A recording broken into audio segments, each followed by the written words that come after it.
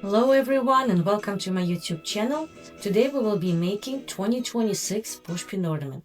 We will need a 2mm rhinestone chain and some rhinestone chain end cups to attach our charms.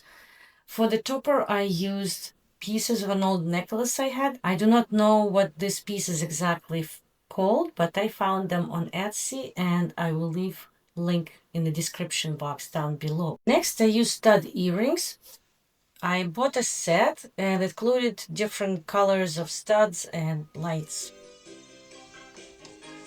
We need some of glass beads, of course, and I thought for the bottom I would use one of these earrings that I also had from who knows when.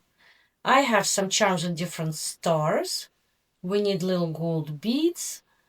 We will need these jewelry pins, which I bent, and they help me to secure some of the elements. Now we will be also using this polyester wrapping cord.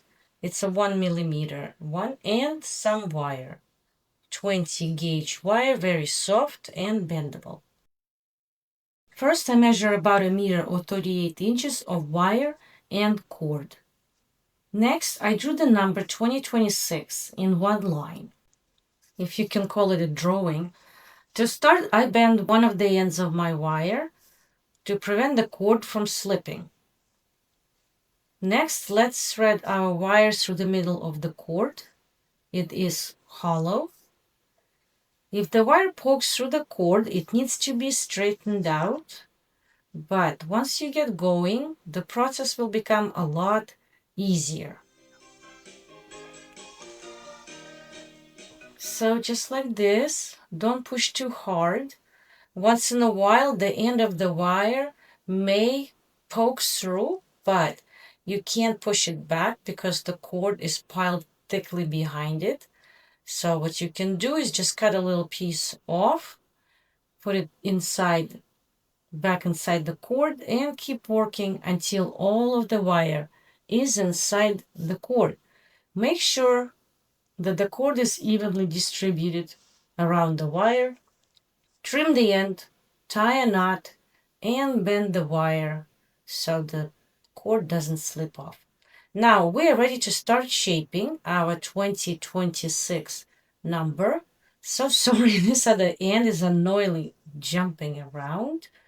Make sure you kind of work the wire naturally. Go with the flow and do not bend it too hard.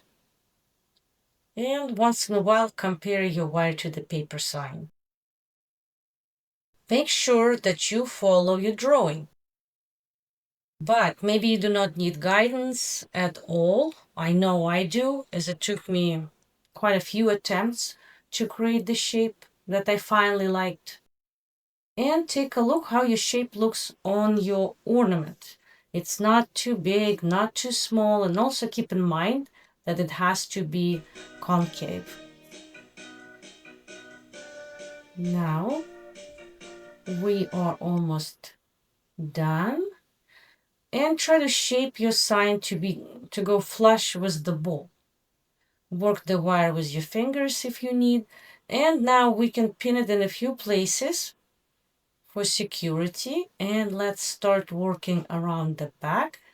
I will just create a few loops here in there, making sure they are round. And my ends meet somewhere closer to the middle of the back of the ornament.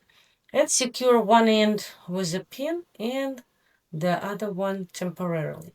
Now this is time to attach our earrings, and you see I'm really wiggling the stud because I don't want to break any satin threads. I'm a big fan of using old earrings for all sorts of embellishments on my ornaments, so check it out. And now I will add some of the star charms that I have and secure them with pins, of course. And if you don't want your charm to wiggle, then you can secure on the sides with a couple more pins. I left it for now, and I will see. Maybe later I would like to move them around.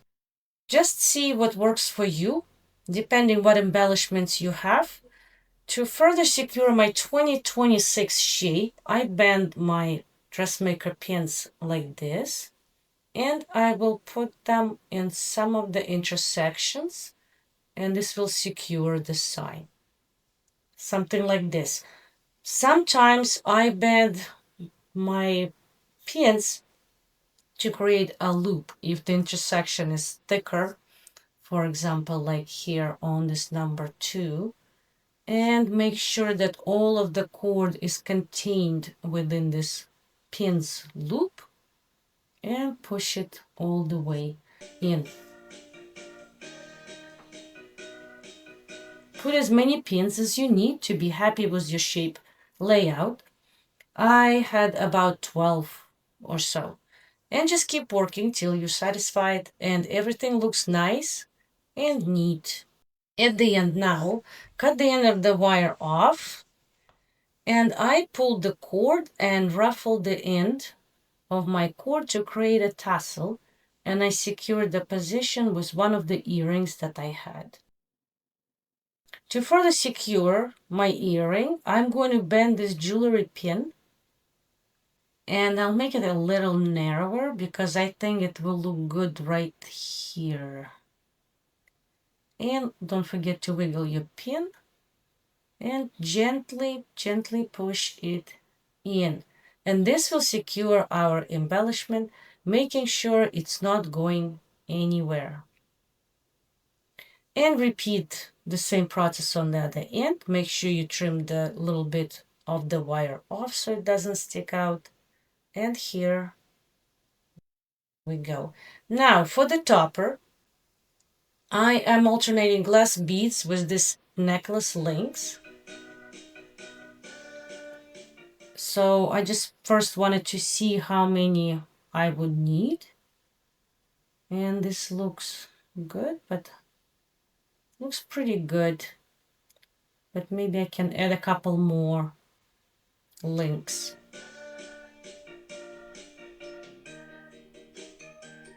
Alternatively, you can put a large bead on top of the ornament as a topper. And those links, they have 2 holes. So now I am going the second circle and alternating again with the glass beads.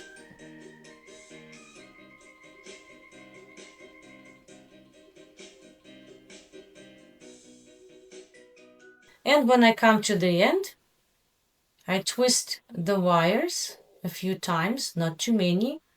The wires can break. Trim and cut the excess off. Now this is time to attach a hanger for our ornament, and I am using rhinestone chain and cups, and I will put one end inside the ornament and the other one inside the hole of the ornament, and make sure your rhinestone chain is straight and not twisted. Now we push all of the pins in, and we will secure our topper with 2 more jewelry pins. And I think this looks good. I attached a few more star charms to my ornament by using rhinestone chain, chain and cups, and connector rings. It is a playful and fun, I think. And I used the jewelry pin to attach the disco ball earring on the bottom. Next year, reshape the wire into 2027 and you'll have a new ornament in 5 minutes. Bye bye for now.